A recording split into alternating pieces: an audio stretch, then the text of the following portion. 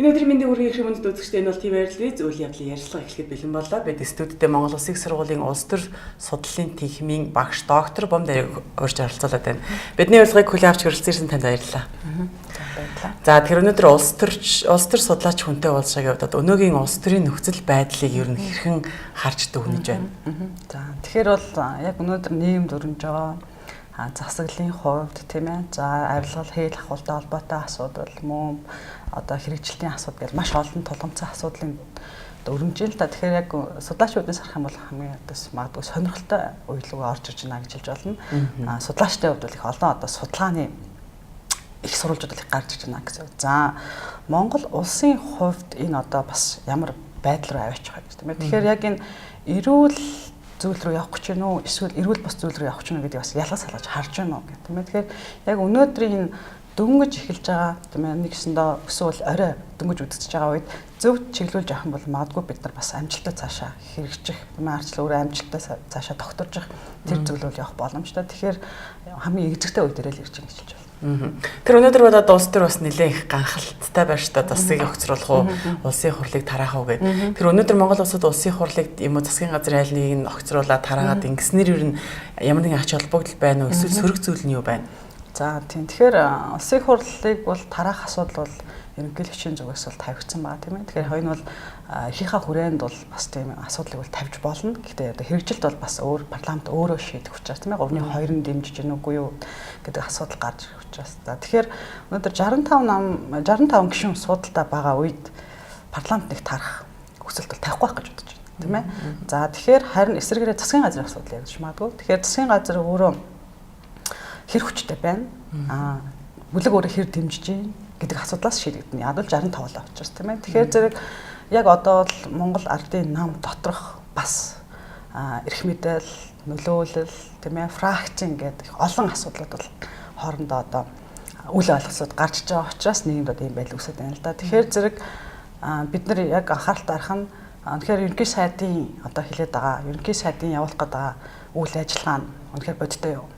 Тэр үнэхээр үнэн үү гэдэг асуудал гэсэн үг тийм ээ. Хэрвээ тэр үнэн гарах байгаа зүйл нь үнэхээр одоо тэр авилга хэл ахвал болохгүй байгаа зүйлтэй тэмцэх тийм ээ. Одоо Монгол Улсын өрийн асуудлаас ахвал тийм ээ. Энэ бүхний шийдэх төвшөнд үйл ажиллагаа явуулж чадах нь баталгаатай бол засгийн газрыг бол тарах асуудал бол ярихгүй байх нь илүү одоо ардын намын хувьд бол их одоо үнцэнтэй л гэж хэлж байна. Ард иргэдийн хувьд ер нь аль нь ашигтай байх? За мэдээж ард иргэд бол сайн сайхан амьдралыг хүсдэг. Төр бол угаасаа баялаг идэх шуурлах үүрэгтэй тийм ээ. Түүний төлөө одоо төр байж гин гэсэн. Тэгэхээр ард иргэд бол хамгийн нийт төрний хүсэл бол сайн сайхан амьдралыг хүсэж байгаа. За тэгэхээр энийг бол хэрэгжүүлж чадах одоо хүчнийг бол хайж гин. Улс төрийн намыг харж гин, засаглалыг хүсэж гин. Тэгэхээр зэрэг өнөөдөр яах вэ юм бол монголчууд бол яг ходоодороо тийм ээ бодит амьдралаараа шийдвэрт бол хандж гин, хүлээж авч гин гэсэн. Тийм ээ. Тэгэхээр мэдээж өнөөдөр амьдрал тийм сайн байна уу гэхээр төдийлөн сайн биш байгаа. Хэдийгээр энэс өсөлттэй харагдаж байгаа хэдий ч тэр нь бол тодорхой бүлэг, тодорхой хувьд бол очиж байгаа тийм ээ. Нийт одоо хүн амын хувьд бол орлого нэмэгдсэн үг бол үгүй тийм ээ. Тэгэхээр зэрэг мэдээж хэрэг бол сөрөг хандлага бол илүү байна гэсэн үг. Тэр ер нь одоо Монгол улсад бол энэ улс төрийн доктортой байдал одоо удаан оршин тогтножиж одоо нэлээд амжилттай байх цаашаа тэг явах энэ зүйлүүд ажиглагдаж байгаа. Гэхдээ Монгол улсын засгийн газрын хувьд бол доктортой байж ер нь үе үеийн засгийн газрын хувьд чаддгүй шүү дээ. За энэ парламентын хувьд ч гэсэн ер нь ийм байна. Тэгээ ингэснээр одоо манай улсад ямар сөрөг алдагдaltaй гэж гэдэг юм уу тийм муу талууд нүүрлэж байгаа вэ? За маш энгийнээр хэлэх юм бол улс төр доктортой байх, докторгүй байх, засгийн газар доктортой байх, докторгүй байх бол нэг чухал биш. Хамгийн чухал бол юу гэх юм бол Монгол улсын төрийн бодлого өөрөө залгамж холбоотой юм. Тэр одоо цаашаад дунд хугацаа, урт хугацааныхаа тийм ирээдүйн хөгжлийг харж чадчихна уу? Бид нар айл зөвлөө явах юм. Бид нар Азтай хэн байх юм ч гэдэг, дэлхийд хэн байх юм гэдэг Монгол улсын төрийн бодлого өөрөө заламж холбоотой хэрэгжүүлж байна гэдэг асуудал хамгийн нэгдүгээр гэсэн үг тийм ээ. Тэгэхээр улс төр докторгүй байна, засаг докторгүй байхын гол үндсэн шалтгаан нь юу болж байна гэх юм бол мөрийн хөтөлбөрийн асуудлууд гарч иж байгаа. Тэгэхээр намууд яадаг гэх юм бол ялалт авсан нам бол өөрийн мөрийн хөтөлбөрийг хэрэгжүүлнэ тийм ээ. Гүйцэтгэх засаг, хууль даатгал бүх засаглаараа ингээд үцхээр 4 жилийн одоо завсартай бодлого хэрэгждэг болчиход байна гэсэн. Тэгэхээр 4 жил хэрэгждэг бодлоготой болохоор Монгол улс 4 жил тутамд өөрчлөнө. Тийм магадгүй тэр нь засгийн шинээр байгуулагдлаа өөрчлөх гэж 1-2 жил явна үр дүн үзэг байтал дуустдаг гэдэг ч юм уу. Тэгэхээр бидний хувьд одоо яг монголчууд өөрсдөө асуулт асуух одоо цаг гарчод байна л да. Бид нар хаашаа явах юм? Түүнийд бол биднэрт ямар урт хугацааны бодлого хэрэгтэй? түүнийг үргэлж дэмжиж гаргаж ирж чаддаг мөрийн хөтлөө бүхий улс төрийн нам аль нь тийм ээ гэдэг асуудал гэсэн. Тэгэхээр засаг унж болно. Улсын хурл яг хуу түүхэн дагуудаа ч юм уу бас тарж болно. Тэр бол асуудал биш. Хамгийн гол нь бидний ирээдүйг цаашаа хайчих юм бэ гэдэг зүйл нь бидний хувьд чухал гэсэн. Тэгэхээр төрийн бодлогын залгамж холбооны асуудал. Тэр одоо ард түмний хувьд бол хэрэггүй штэ одоо ингээл дахиад бужигнаад эхэлнэ. Тэгэхээр дахиад нэг адилхан үнээр солигдсон штэ гэдэг ийм байр суурийг илэрхийлдэг лээ. Тэгэхээр ер нь яг солигдсноор одоо дээрддэг ч гэдэг юм уу? Тийм зүйл ер нь байх уу? Тийм. Тэгэхээр нөгөө бас нөгөө юуч л гарч иж байгаа гэсэн. Нэгсэндээ засгийн газар солигдно, сайд нар солигдно. Тэгэхээр манайд ямар одоо мод гэх юм уу тийм ээ үзэгдлээдгүй гэх юм бол хүн солигдохоор бодлогонд дагаа солигдчихдаг. Дахиад шинэ юм нэвтрүүлнэ. Одоо миний хувьд бол одоо ийм концепц барьмаар байна.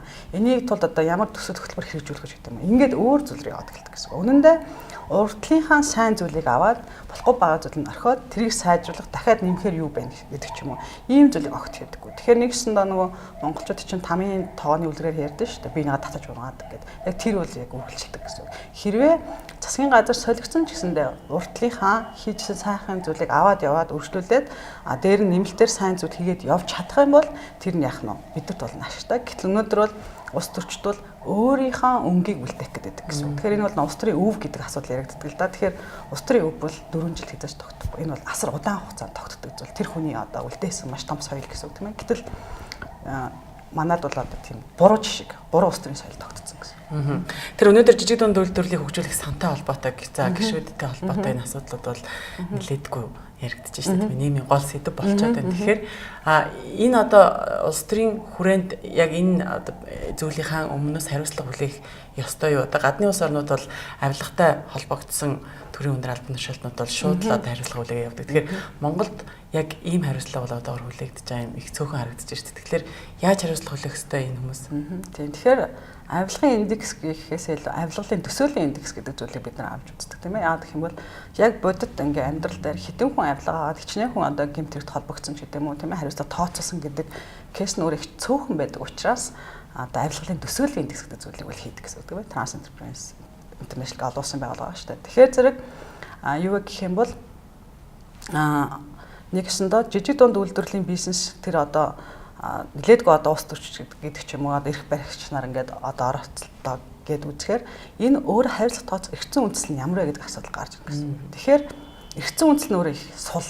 Яагаад гэх юм бол тэр бол хууль ёсны дагуу одоо санд тийм ээ өөрийнхөө одоо төслийг ч юм уу эсвэл хүсэлтэй ч юм ингээ яг л нөө процедурын дагуу тавьсан байгаа. Тэгэхээр тэр буцаад тооцно гэдэг хэцүү. Хамгийн гол нь яаж одоо хариуцлага тооцох асуудал ярих юм бэ гэвэл улс төрийн хариуцлага гэсэн үг тийм ээ. Нэгсэндээ өөрт олдсон албан тушаал төлөөлүүлж өгсөн ард иргэдийн төлөөлүүлж өгсөн эрх мэдлийг өөртөө давуу байдлаар ашиглах гэдэг нь өөрөө асуудалтай гэсэн. Тэгэхээр энэ дээр бид нар хариуцлага тооцох боломжтой болохоос биш жижиг дунд үйлдвэрлэлийн тэр одоо сангаас авсан гэдэг нь бол ёс зүйн үйлдэл мөн. Гэхдээ эрх зүйн хариуцлага тооцох гэхээр өөрөө боломжгүй болчихдог гэсэн.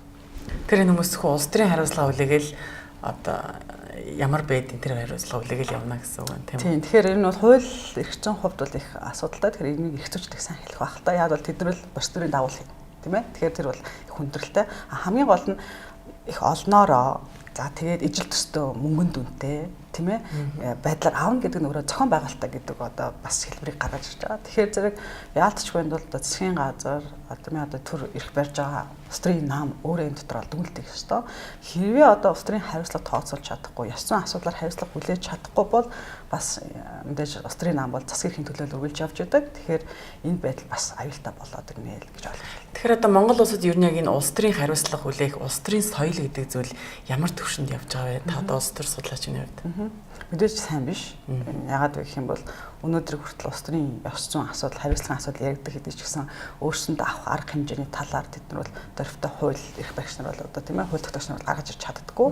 Эдгээр парламент ёс зүйн хороо байдаг хэдий ч гэсэн өргөдөл гомд ирсэн загтал асуудлыг авч үздэг ч гэдэг юм уу тийм ээ. Тэгэхээр манад бол маш мэдээж сул байгаа учраас өнөөдрийн юм тийм ээ хэрвээ төрд гарах юм бол амьдрал нь дээшилдэг. Төрд гарах юм бол яах нь өөр одоо төвшөнд очдог гэдэг ойлголтыг нийгэмдийн улс төрийн соёл үүсгэж байгаа байхгүй. Тэгэхээр зэрэг бидний хувьд одоо тэрийг бол улс төрийн нам хийх ёстой төрүүлээд улс төрийн хариуцлага, улс төрийн ёс зүй гэдгийг нийгэмд яаж одоо бий болох вэ, төлөвшүүлэх үү, төлөвлөх үү гэдэг асуудлыг улс төрийн нам өөрөөсөө хийх хэрэгтэй байдаг. Тэгэхээр хадгалаад энэ соёлоо түгээж чадах юм бол төрд гаргаж ирэх тулд ядаж аятайхан асуудалд үнэн зөв ханддаг тийм ээ шудраг ханддаг яах нь одоо бусдад одоо яах нь буу үлгэр дуурай үзүүлэхгүй тийм нөхдүүдийг гаргана л гэж ойлгож байна. Тэр өнөөдөр бол одоо ирэх барьж байгаа Монгол Ардын намын хувьд нэлээдгүй гишүүд нь энэ зээлтэй холбогдчихлоо шүү дээ тийм ээ. Тэгэхээр эдгээр хариуцлагаа хүлээгээд одоо их хурлын гишүүнээс татгалт одоо бүр ихэд төлөвлөлөө гэж бодоход улсын хурал бүр ирэхээ хэрэгжүүлж явах чадамжтай үлдэж чадах уу?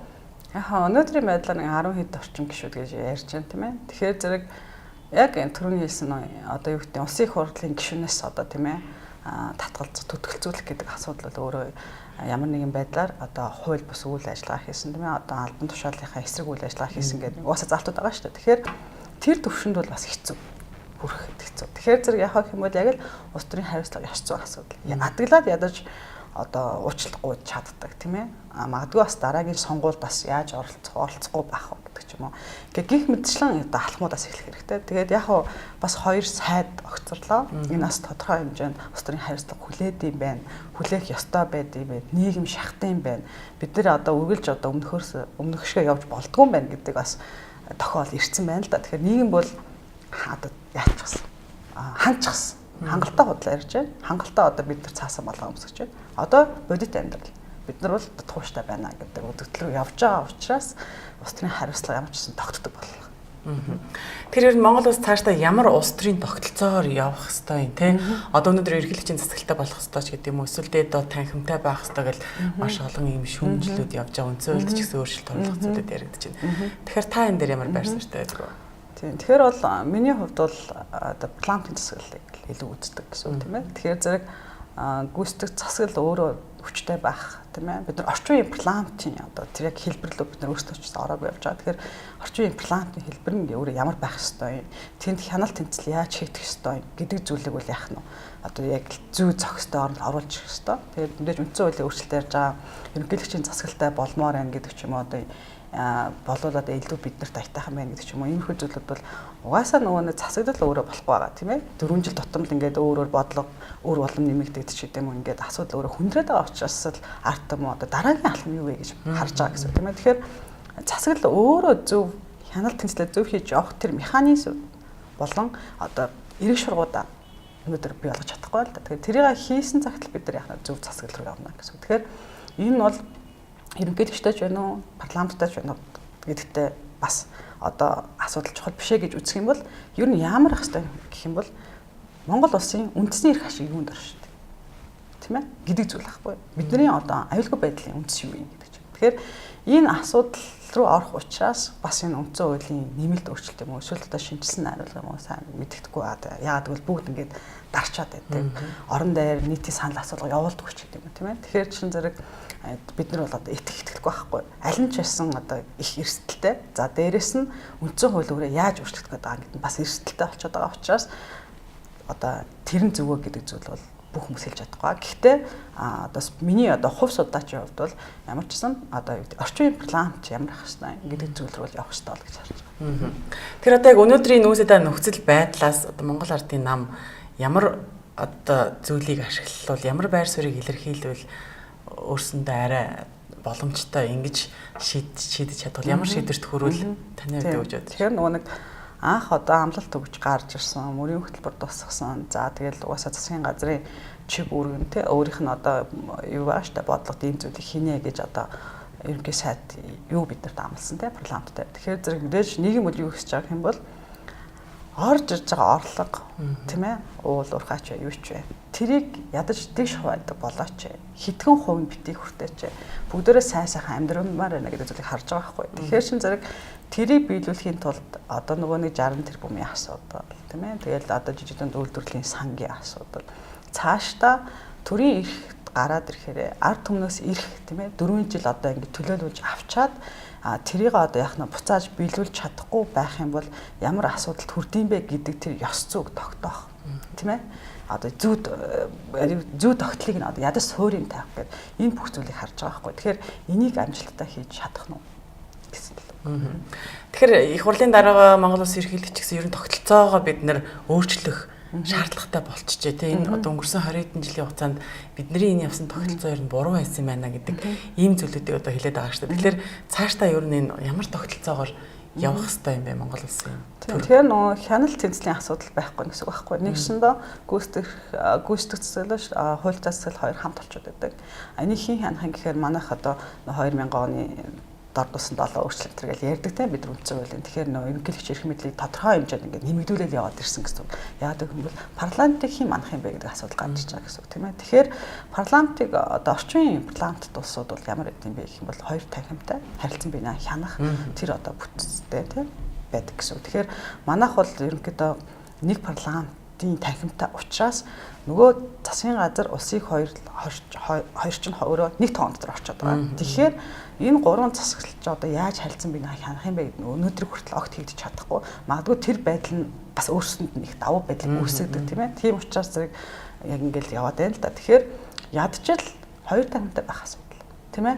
Хин хянж байх ёстой гэдэг зүйлийг гаргаж ирэх хэрэгтэй байхгүй. Тэгэхээр манай одоо төр барьж байгаа улсын хурлд хууль тогтоож байгаа эсвэл улс төрийн намууд ингээ юу гэдэг одоо өөрсдийнх нь боловсруулсан концепц өөрсдийнх нь одоо төсөөлж байгаа зүйл гэдэг чинь эсвэл өөрсдийнх нь одоо юу гэдэг зөвлөх гэдэг юм уу ингээ судалгааны баг байдаг ч юм уу тийм ээ эднэрийнхээ хийсэн зүйл дээр л ингээ вакуумжаад байдаг байхгүй тэр нь л үнэхээр гайгүй юм биш үү үнэндээ бол бас Монгол амт чинь олон янзын судлаачид олон тийм ээ ихтэй сургуулиуд хүртэл байна. Тэгэхээр ядаж биднэрт юу нэлээд чухал юм бэ гэдэг зүйлийг ч гэсэн ядаж өрнүүлэх хэрэгтэй байхгүй. Тэгэхгүй ингээд хоорондоо маргалдаад байдаг тэр нь дахиад нийгэмд ямар байдал үүсч байгаа юм бол үл итгэлцэл, үл итгэх байдал үүсч байгаа байхгүй. Дахиад найдваргүй, аль нь ч гарсан найдваргүй.